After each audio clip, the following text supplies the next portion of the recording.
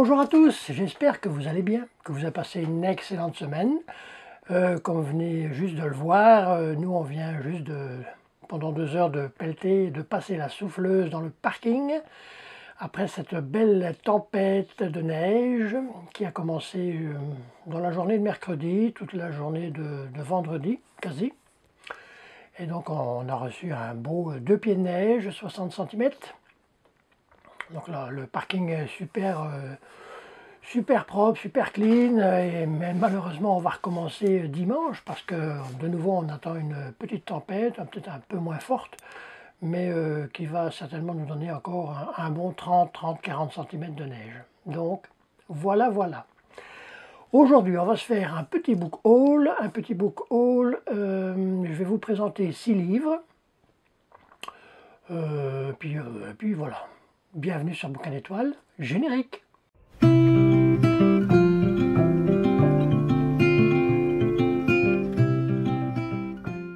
Alors juste avant de vous présenter les 6 livres que j'ai devant moi, sachez que ces 6 livres, je les ai achetés d'occasion parce que, je veux dire, la semaine dernière avec mon épouse, on a été dans une de nos librairies favorites, surtout moi, la librairie Poirier, qui, je veux dire, a un avantage parmi les autres, c'est qu'on peut y acheter du bouquin d'occasion.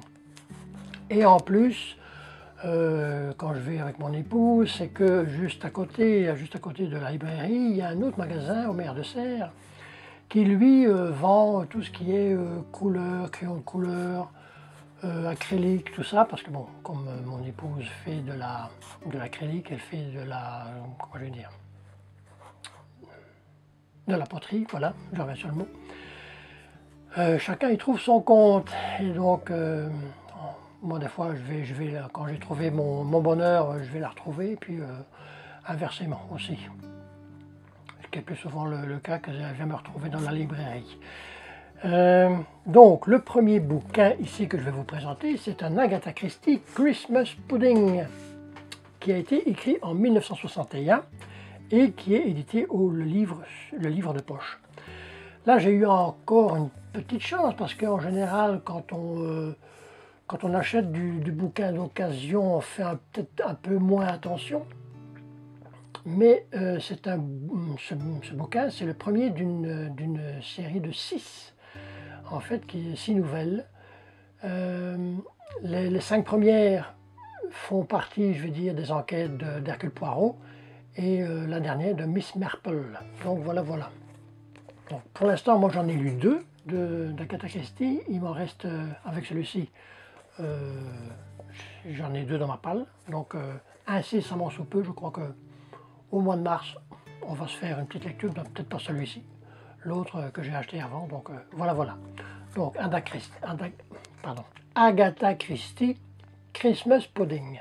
On va voir aussi qu'avec ce book haul, par rapport au book haul, je veux dire, précédent, qui était plus, je veux dire, tourné sur la fantaisie fantastique. Ici, on est plus sur des policiers thrillers, en général.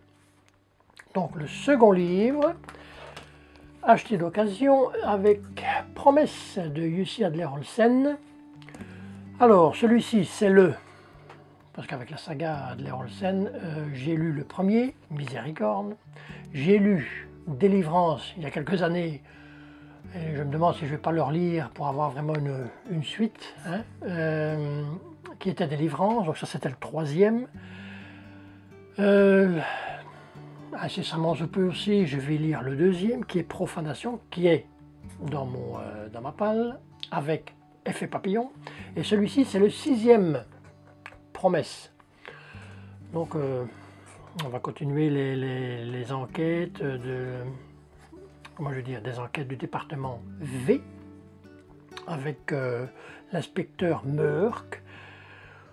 Donc sûrement encore de la très bonne lecture. C'est pas, j'ai vraiment bien aimé le premier. Avec mes souvenirs, Délivrance, c'était aussi très bon. Donc Promesse. Donc là, ça m'en fait quand même 3 qui sont dans ma palle que je dois lire. Donc voilà. Il me restera dossier 64 à acheter pour avoir, je vais dire, pas la série complète, parce que je crois que c'est une série qui fait 9 ou 10 volumes. avec les enquêtes de l'inspecteur Murk. Mais si j'achète le dossier 64, qui est que je regarde un peu, que je triche, qui est le 4e, ben, j'aurai tout jusqu'au 6e volume. Donc voilà, voilà. Promesse, Adler-Olsen. Le 3e livre que je vous présente, c'est Les Mémoires d'un chat de Hiro Arikawa, qui est une autrice japonaise. Là, je crois qu'on va être sur une thématique un peu plus légère, bon, peut-être pas plus agréable, parce que bon, ça va quand même changer de thématique hein, par rapport à Adler-Olsen. C'est clair, on va être plus sur un livre qui va parler d'amitié, des liens qui unissent les hommes et, je veux dire, entre autres les chats, mais les animaux en général, les animaux domestiques. J'ai regardé un peu Hiro Arikawa, pardon, parce que bon, je ne connaissais pas du tout. Elle a quand même écrit à peu près une bonne dizaine de livres, mais malheureusement, mais ça il faudra vérifier, je crois qu'il n'y en a que 2, celui-ci, qui sont traduits en français. Il y a donc celui-ci, Les Mémoires d'un chat, et aussi Au prochain arrêt, qui je crois est son dernier livre. Donc voilà, voilà. Je vais vous lire juste le 4e de page. Donc les Mémoires d'un chat. Pardon, ça c'est aux éditions Babel. Je ne l'avais pas précisé. Donc un chat de gouttière au parler franc et rompu au langage des humains a pris ses quartiers dans le parking d'un immeuble de Tokyo. Lui qui, pour rien au monde, ne troquerait sa liberté, se fait un jour percuter par une voiture et se voit contraint d'accepter la perspective d'une cohabitation durable avec Satoru, un locataire qui le soigne et lui attribue un nom, Nana. 5 ans plus tard, des circonstances imprévues obligent Satoru à se séparer de Nana. Désireux de lui trouver un bon maître, il se tourne vers d'anciens camarades d'études disséminés aux 4 coins du Japon. Commence alors une série de voyages et de retrouvailles qui sont pour Nana autant d'occasions de découvrir le passé de Satoru et de nous révéler maints aspects de la société japonaise. Prenant et surprenant, profond et plein d'humour, Les Mémoires d'un chat est un beau roman sur l'adoption, l'amitié et la force des liens qui unissent l'homme et l'animal. Donc voilà, voilà. Ça va être certainement de la bonne lecture. De rien, avec ce book haul, on voyage. Et oui, on voyage. Le premier, Agatha Christie, on était en Grande-Bretagne. On est passé en Suède avec Adler-Olsen. On a fait un petit saut de puce jusqu'au Japon. Là maintenant, on va se retrouver au Portugal. Et oui, premier auteur portugais. Je veux dire, tout confondu, je crois que c'est le premier auteur portugais que je vais lire. J.R. dos Santos, La formule de Dieu, aux éditions Pocket. Qui est J.R. dos Santos? Parce que bon, j'ai été voir un petit peu sur Wikipédia. C'est un auteur qui a écrit, bon, j'ai pas compté exactement, là, mais il avait certainement plus d'une vingtaine de titres. Il a fait ses études, bon, comment je vais dire, il a un doctorat en communication et, bon là je vous lis, il a fait une thèse portant sur les reportages de guerre à l'université de Lisbonne, où il enseigne également. Donc voilà, voilà. Donc la formule de Dieu, on va se retrouver sur un bouquin qui est, je veux dire, historico-thriller.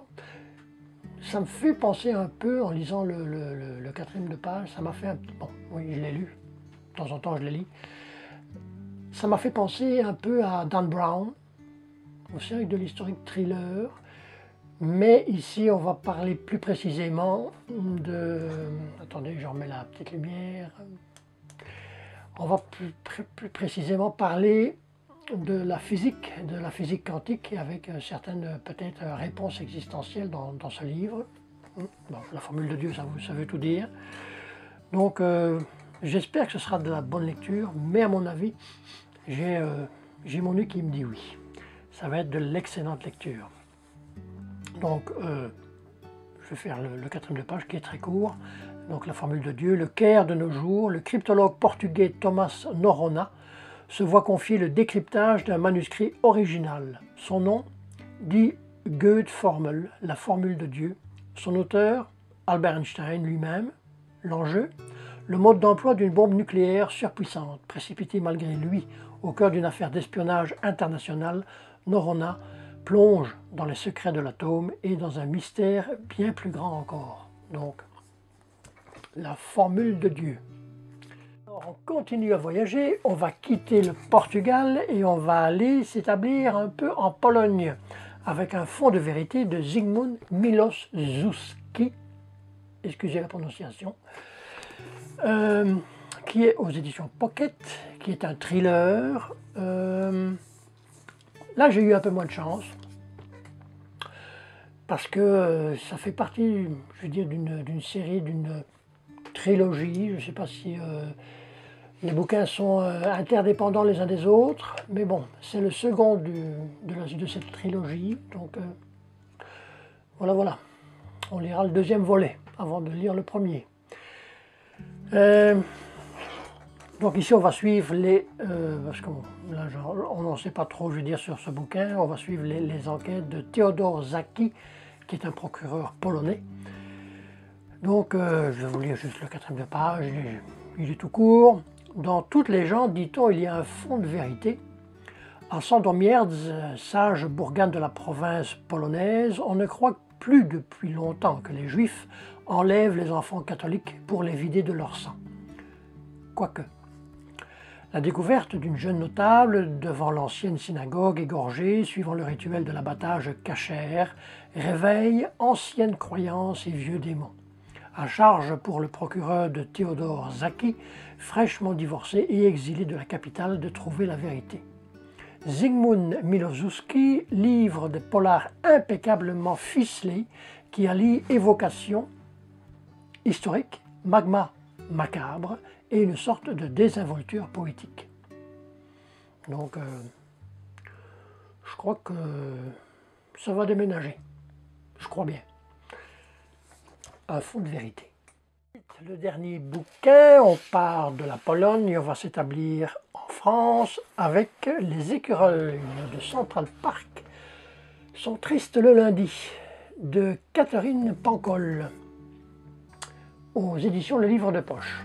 Alors, j'ai aimé, bon, tout d'abord, la Bricasse, on ne change pas, parce que c'est un bouquin qui fait 950 pages. J'en sais vraiment, je dirais, que dalle de ce bouquin. J'ai été attiré, comme j'ai dit, par l'épaisseur, par la couverture et certainement par le titre. Maintenant, en allant voir, bon, je vais pas essayer d'être trop influençable, mais bon, quand je prépare un peu la vidéo, je vais voir un petit peu, je veux dire, qu'est-ce qui retourne, je veux dire, de l'auteur, de l'autrice, et puis du bouquin un petit peu. Mais ici, je sais du tout de quoi ça va parler. Là, je ne vais pas lire en plus le 4e de page, parce qu'il est assez long. Juste peut-être, son roman est mené tambour battant, avec générosité, bonheur, humour, et l'optimisme qui réconcilie avec l'existence. Encore un joli cadeau de la romancière. Bon. Mais en allant voir, il y a beaucoup de critiques, je veux dire, sur son œuvre, parce que Catherine Pancol, que je ne connais pas du tout, a écrit aussi, parce que c'est une autrice prolifique quand même, qui a à son actif plus d'une vingtaine de titres aussi. Il y a à boire et à manger, pas juste sur ce titre, mais je veux dire sur l'entièreté de son œuvre. Bon, il y a des critiques positives, il y a beaucoup, je trouve, de critiques négatives quand même. Donc, on va se faire une idée. À mon avis, ça va être bon, ça va peut-être pas être un feel-good, je crois pas, parce qu'un feel-good de 900 pages, je trouve ça long. Mais ça va être sûrement tranche de vie, quelque chose d'assez léger, à mon avis, avec le titre. Bon, des fois on peut se tromper, hein, c'est pas... Mais c'est ça, donc je ne lirai pas le 4e de page, jusque quand je vais commencer, et puis voilà. Mais en même temps, je ne sais pas, j'ai un doute. Bon, là, je suis peut-être déjà influencé par ce que j'ai lu, mais on va se faire sa propre opinion. c'est clair. Pour le même prix, je vais bien aimer. En tout cas, moi, le titre, les écureuils de Central Park sont tristes le lundi. Je trouve ça génial, réellement. Je ne sais pas si je l'avais dit, mais c'est au livre de poche. Donc voilà, ce qui termine ce beau voyage pour ce book haul du mois de février. Voilà, en attendant, la semaine prochaine, ce sera probablement, bon, pas sûr à 100%, mais je crois bien, ce sera de nouveau un update, je crois que ce sera le 22e cette fois-ci, là, le chiffre est bon. Le 22e update lecture, il y aura certainement 3 ou 4 livres que je vais vous présenter, plus un ou deux mangas. Donc voilà. Donc en attendant, portez-vous bien, faites comme à l'habitude d'excellentes lectures et à la semaine prochaine. Bye.